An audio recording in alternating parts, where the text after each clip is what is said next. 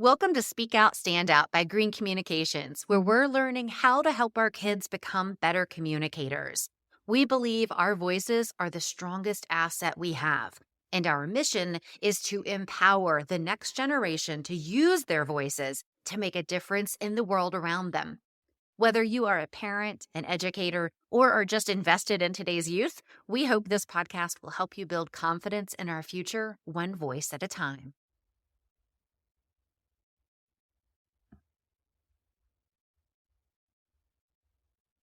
Welcome back to Speak Out, Stand Out. I'm Elizabeth Green, and today's guest is Denise Thomas. Denise is a TEDx speaker, an international best-selling author, and mentor to parents of college-bound kids. She inspires, educates, and equips parents to take an active role in supporting their children to live a life of financial freedom. And that sounds amazing. So I'm super excited to have this conversation. Denise, thanks for being here today.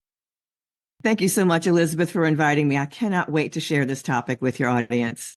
Yeah. And this is a little bit different than what we often talk about. So we have not really had this conversation before. And before we dive into how you started doing this, I want to preference that even though we're talking about college and financial freedom, and those things could seem so far away for some of us as parents, this is probably a conversation that every parent needs to hear, right? Regardless of the age of your kid.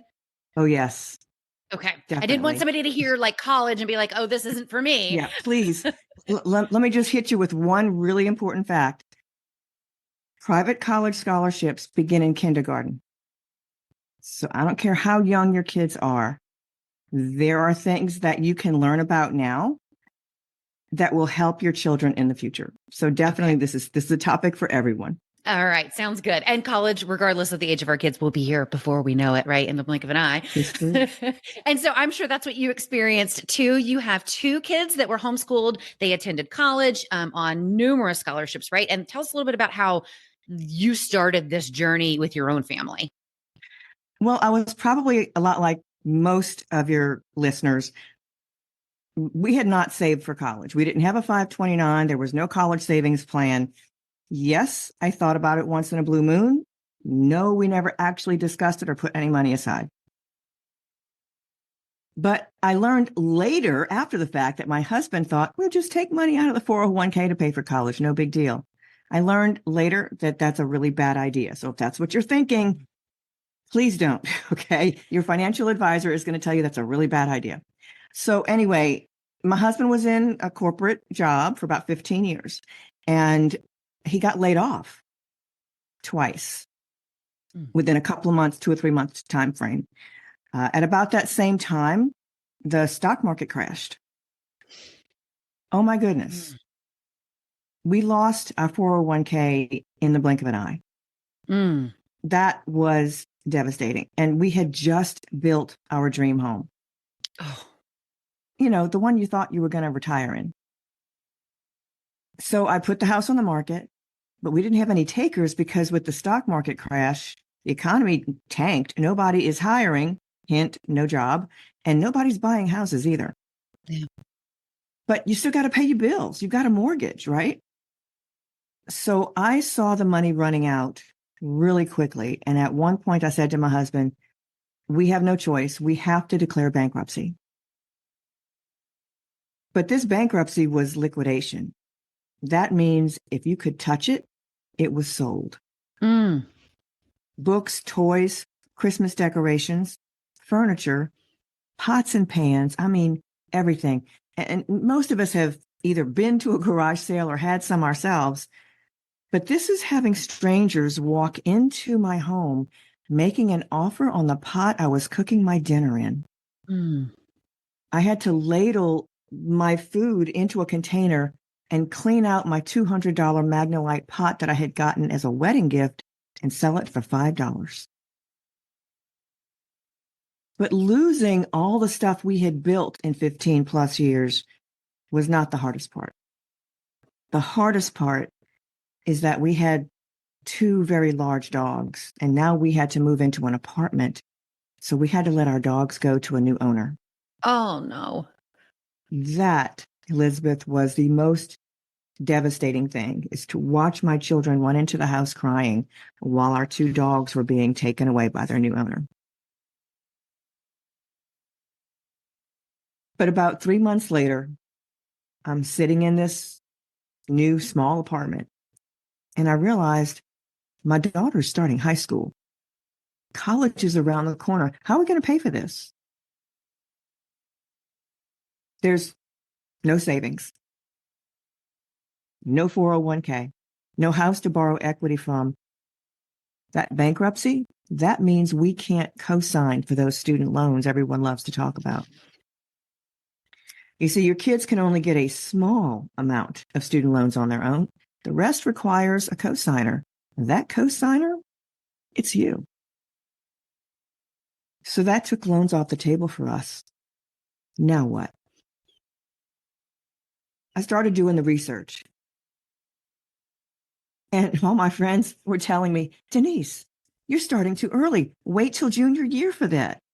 Because that's what we're told. We've been hearing that for decades, right? Wait till junior year for all things college related. Yeah. But in my research, I found that there is a segment of the population, not a large percentage, but there's a percentage or so that of kids graduating from college without student loans. Their parents are not wealthy. They're not student athletes getting paid to go to college. They're not destitute, and they're not geniuses. They're normal people in the middle, we call it, right? Because we make too much to pay for it, and we, make too much to get grants, but not enough to actually come out of pocket with it, is what I meant. Right. So in investigating these kids that were making this work, I found some commonalities of what they're doing that's different from what the rest of us are doing. And what I found is that if you do what everyone else is doing, you're going to get what everyone else is getting. And that's college debt. Yeah. You've got to think about the whole thing completely differently. And I will mention, because this is, a part of this same topic, your kids need those communication skills and those critical thinking skills that they get with speech and debate. It's imperative that you have your kids in some type of program where they're going to learn these skills. It doesn't come naturally to probably 80+% of the population. Most of us, put us in front of an audience of any kind, we're going to freeze. Right. It takes practice, right? Yeah. And you can help your kids, even from a young age, to learn and get familiar with talking to people that are not family. I was thinking about this earlier. I know this is a little bit off topic. We'll get back to the other in a second. But you can have your 4 or 5-year-old walk up to the counter at McDonald's with a $5 bill and say, order a large fry. Mm-hmm. They're going to stare at you like you have lost your ever-loving mind, your child. Okay? Go on. I'm watching you. You're cool. And tell them you're short. You barely make the countertop. You have to put that $5 bill on the counter and you leave your hand on the money. That will get their attention and they will ask, how can I help you? Mm-hmm. Or what can I get for you? And you just tell them, large fry, please. And after they hand you the fry, wait for the change, bring everything back to the table. Trust me, your kids can do this. Yeah. It's hard though, right? I mean, it's not something that we're so used to taking care of our kids. And there's we don't also think about it. We don't. And we're busy and all of those things. That's something we try to incorporate too. Or if we're having pizza, you call and order the pizza for us. My son just got his learner's permit yesterday. And I said, well, you can't drive until you call our insurance company and talk to them about adding you to our policy. Obviously, it's our policy. I have to be on the phone too, but these are things that you have to do, right? But I'm interested because this is something, obviously, with my business being centered around communications, it's something we think about a lot in our lives. But I'm really interested to hear, how does this apply to the college and debt picture that we're talking about? Okay, so here's the thing. In doing this research, I found that there were these common things these kids were doing, and I didn't know what worked. I had no idea.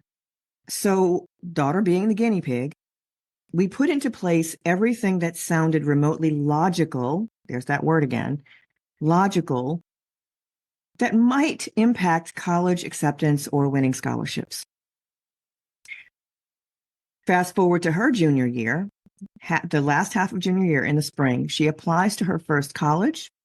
And this is a college that basically has check boxes at the top that asks, which semester did you plan to start?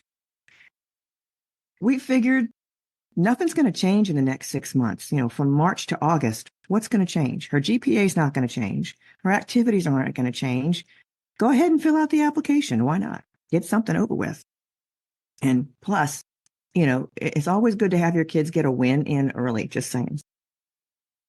So 3 days after she submits this application, we get a phone call from the college asking, we received your daughter's application, but we did not receive the application fee.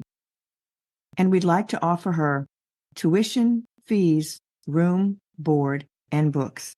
But we need the fee to process the scholarship. What? Now, hold on. I got my daughter on speakerphone, and she is about to jump up and down for joy. I can see it in her eyes. And I'm doing the hand across, the karate chop hand across the neck going, something's not right. Colleges don't call you. Usually if they miss the check, it's going to end up in a pile waiting for that check, and that check would never come because how would I know she didn't send it? Right. So then I asked him, you do know she's a junior? He said, yes, ma'am. We'll wait for her. There was something in this application package that had them sit up and take notice. Well, at the same time, she had applied to her first private scholarship. This was a national scholarship for $10,000.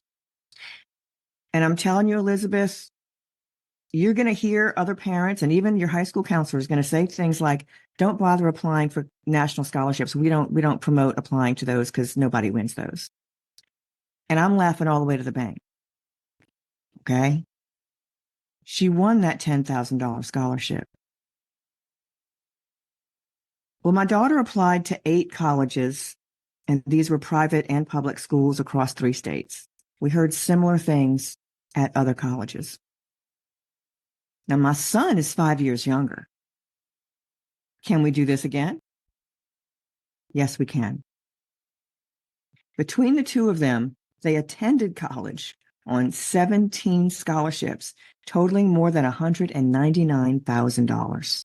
Wow. So you didn't pay a dime for college? Nothing. Matter of fact, they had cash left over. Wow. My daughter had $4,000 left over, and my son had $10,000 left over after 4 years. But I had no intention of bringing this to the masses. I was done. Matter of fact, I did a happy dance at my son's high school graduation. Yay. But my husband and I, when we dropped my son off to college, we bought a 42-foot motorhome and went full-time RVing for 5 years. Because when you're not paying for your kids to go to school, it's your money and you get to spend it and have fun. Yeah. But the whole time we were on the road, I kept getting emails, text messages asking, my friend told me I had to call you. What did you do? This is where we are. What do we do next? And Elizabeth, I found myself copying and pasting. I don't know. Here's what we did. There you go. There you go.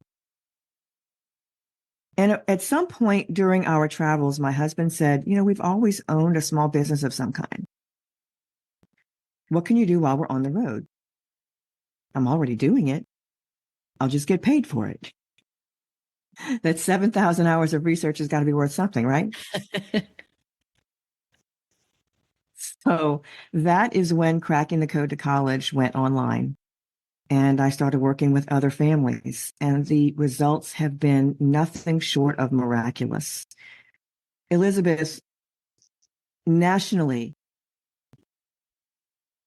less than 1% of kids are offered a free ride scholarship to go to college. Much fewer, 0.3%, have enough scholarships combined to cover their cost of college. Mm-hmm. But 100% of my families win scholarships of some kind, and 31% have enough scholarships to cover their entire college costs. This process works. That's incredible. And it works, Elizabeth, because of what you're doing, thinking about the things that no one else thinks about, like communication, leadership, character. Colleges are not looking for that jack of all trades, that well-rounded student. That's a myth. That's another 3 decades old, process. Not what they're looking for today. Yeah, that word well-rounded comes up, but they're trying to build a well-rounded community within their college.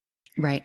So if your kid, and they've got hundreds of clubs to fill on those campuses, where do you fit?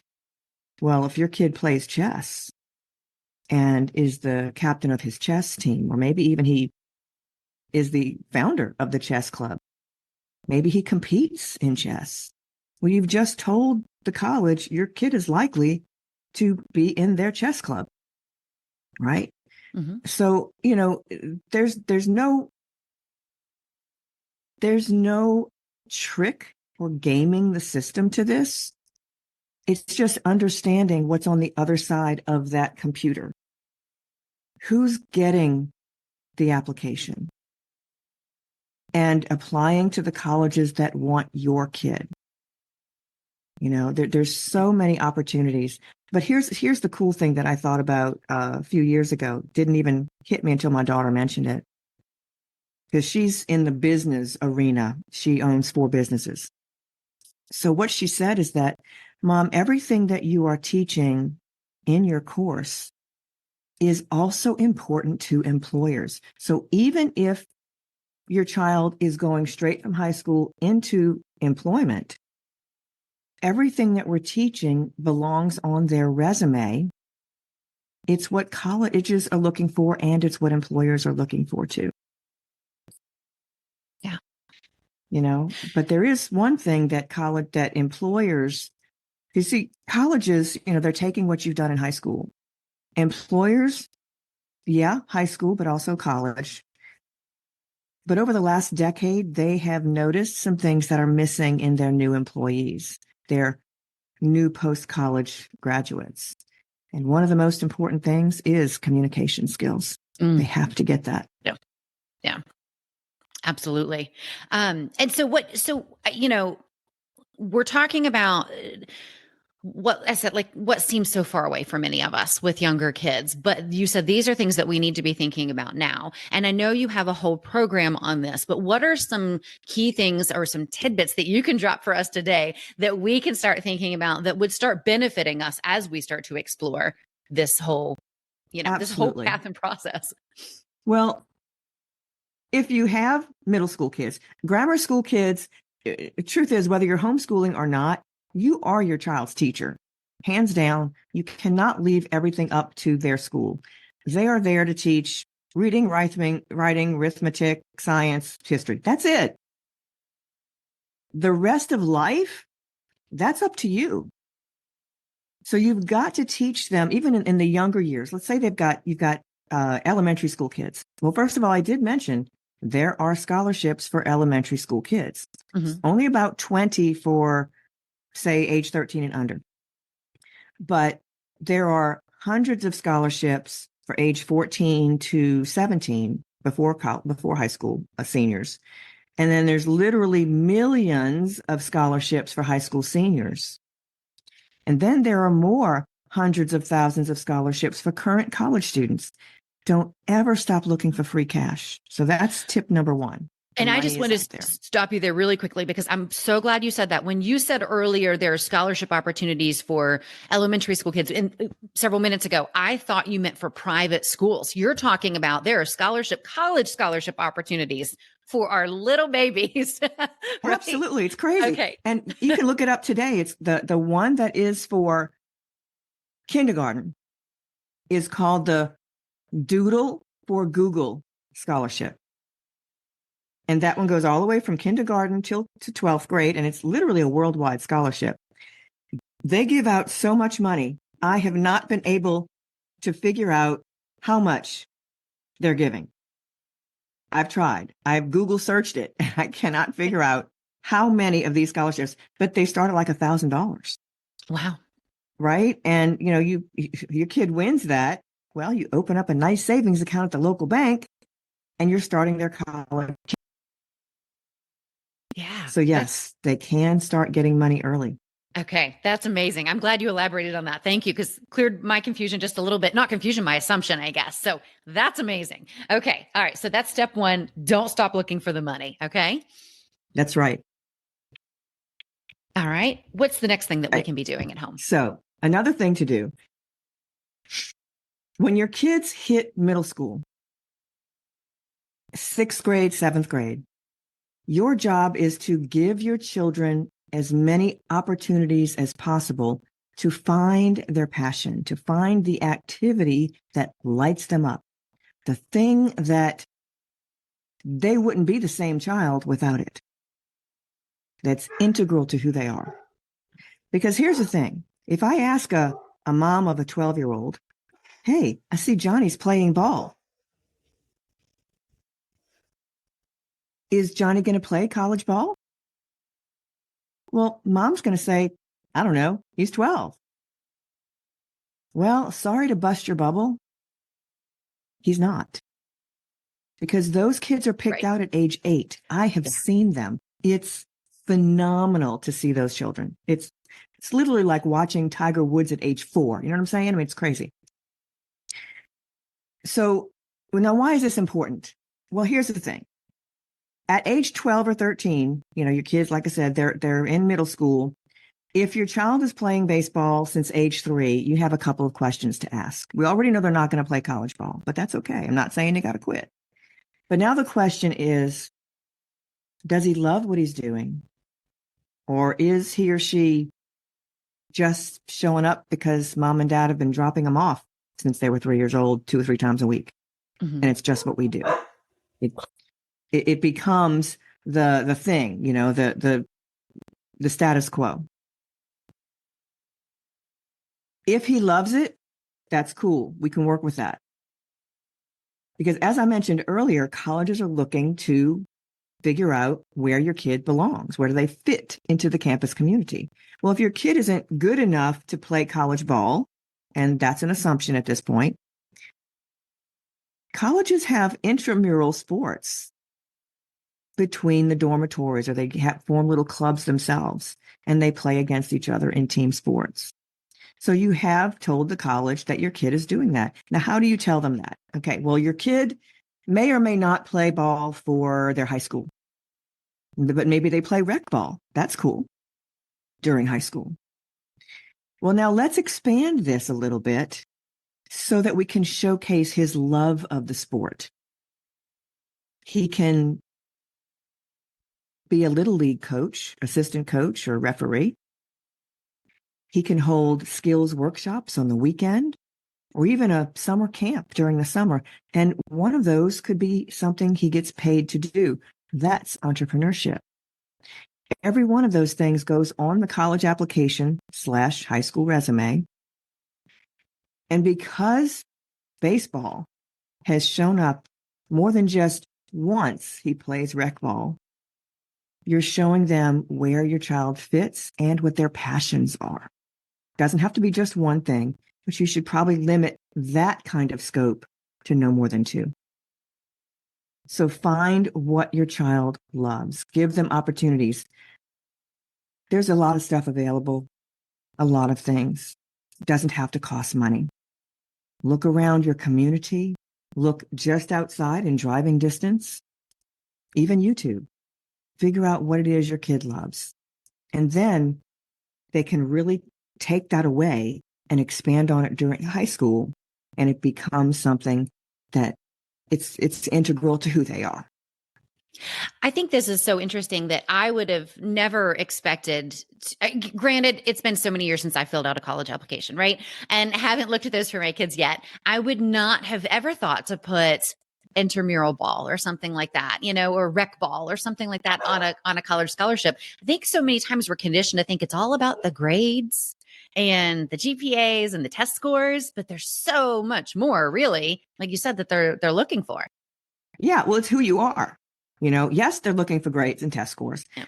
and course rigor. That tells the college, will you pass and graduate? That's a big deal. But will you pass and graduate is just one piece of the puzzle. You've got to tell them who you are and what your character is. What are your ethics, right? And they can learn that through the activities. I mentioned earlier that communication skills is something that employers are seeing that's woefully lacking throughout the last 10 years. And it's been getting worse. Why? Because everybody's on their phone. That's why. Okay. Kids can't communicate anymore. But if they're in team sports, we already know that shows teamwork.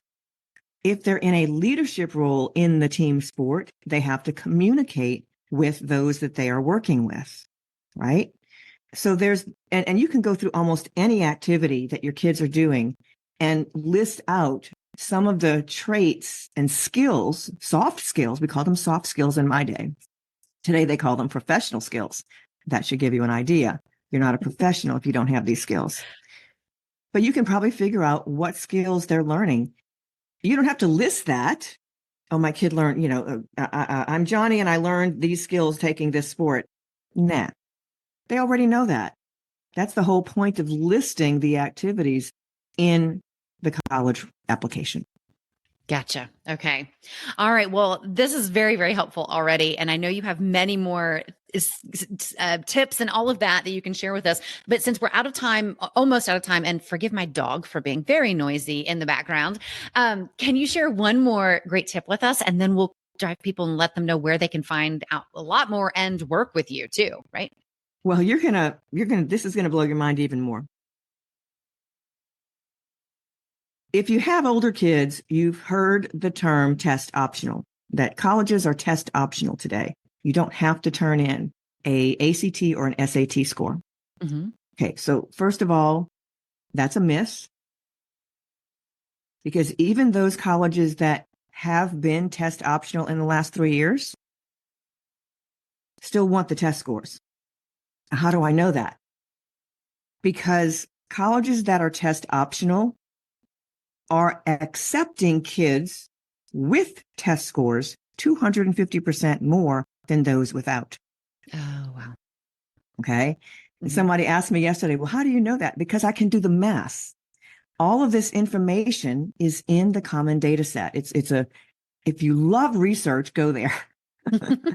Okay. But if you're not someone who's going to read even medical research, and statistics and all that kind of stuff and numbers, don't bother because it'll just blow your mind and be more confusing. It's just a bunch of numbers. But do not wait until junior year to take those exams. There is no minimum age or grade level for any of them. The kids that I researched that are getting free college started taking these exams in middle school. I kid you not. Not for the score. Just take it cold. You're going to go in tomorrow morning. You're going to fill in bubbles, learn how to fill in bubbles. You might be able to answer a question here and there, but I don't care because that means nothing. It means absolutely nothing. The point is to get your kid ready to understand how to fill in these bubbles by themselves. And they're going to be nervous, right? The first time they take it. But then after that, and I'll tell you, I've got clients that tell me this is flipping genius. Have your kid take either the ACT or the SAT exam at the end of the year, spring, early summer, every year going forward. Let that be your personal exit exam as a family. They take it at the end of 8th grade, end of 9th grade, end of 10th grade. So that's 3 times. Okay. Mm-hmm. By the time, now, as you go along, you're not just saying, here, go take this test. As you go along, you're adding test taking strategies.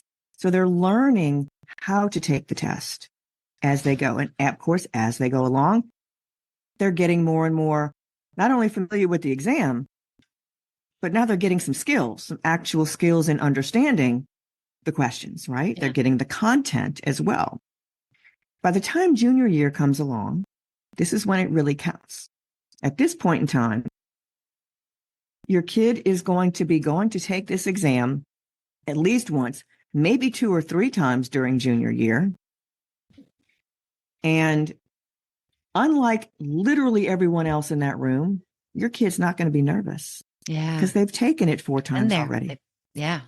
They know the types of questions and the instructions like the back of their hand. They can practically look at a section, not even read the instructions, go straight to the questions, which saves time. But here's the other thing. The paper exam, I'm going to qualify that. The SAT has gone digital this year. There is no more paper exam for the SAT. There is still a paper exam for ACT. I don't know how long that's going to last. But the paper exam, there are 3 exams per year that they allow you to pay a little extra money to get the exam, your child's answers, and the answer key. Oh, wow. Now you got something to study from. You know what they got wrong, right? Right. But because these exams are starting to go digital, they're not going to have that available for probably another 5 years, if at all. Because the point of having this option for the ACT, it's called Test Information Release, TIR. The reason is that they are retiring some of these exam booklets. They might as well get a little money out of it. So the last time they offer that particular exam, they go ahead and let you pay extra to get the copy of it. It's really a great strategy.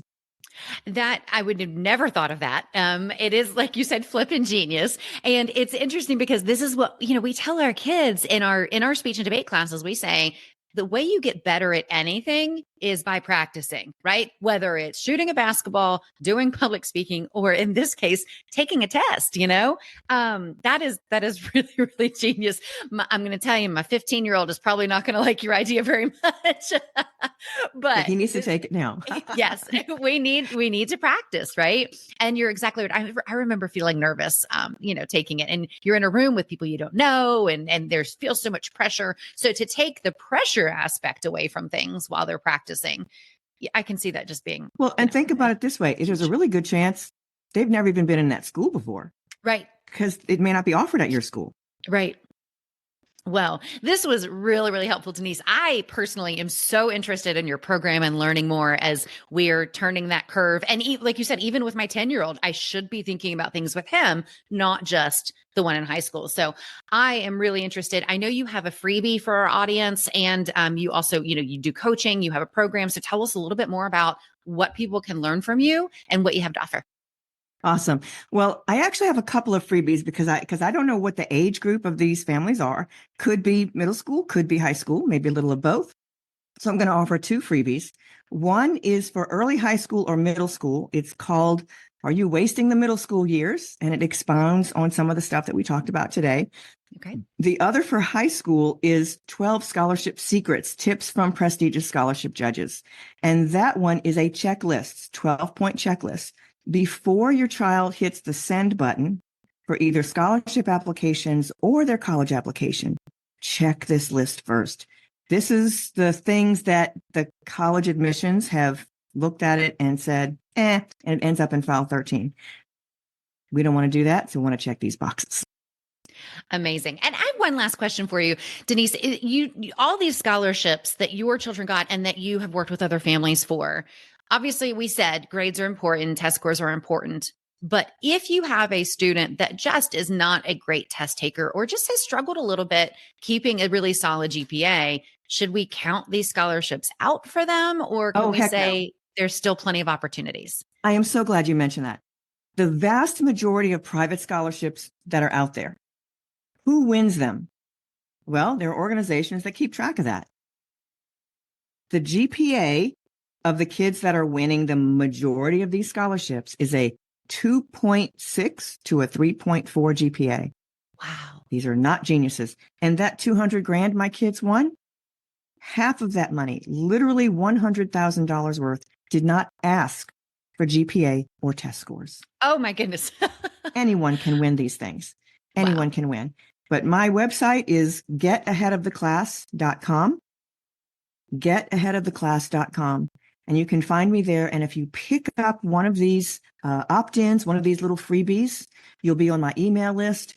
Just know that I don't send a lot of emails. If you get an email from me, it's because it's something I really want you to know about. And it's going to be very special for you. Well, this is so helpful. Like I said, I'm so excited that we've had this conversation. It's helped me personally and given me a path of where I need to look forward and move forward with. I'm sure other people feel the same way. If you are interested in connecting more with Denise and getting her freebies, go grab them. You can get the links to that right below this in the show notes. And again, we really appreciate your time and your expertise. What a great gift you are giving parents in these times of thinking, how am I going to pay for this? And honestly, I must say, I never expected this conversation to be emotional. Like we at the beginning, I never expected that. So this conversation really kind of blew me away. And I'm really grateful for you taking the time to share with us. Thank you for having me. If you are looking for more ways to build communication skills in your kids, grab our free mini lesson on how to craft a polished and professional speech out of thin air, along with 52 fun prompts so your kids can practice every single week. You can find that along with info about our upcoming public speaking and debate courses for kids at greencommunicationsedu.com.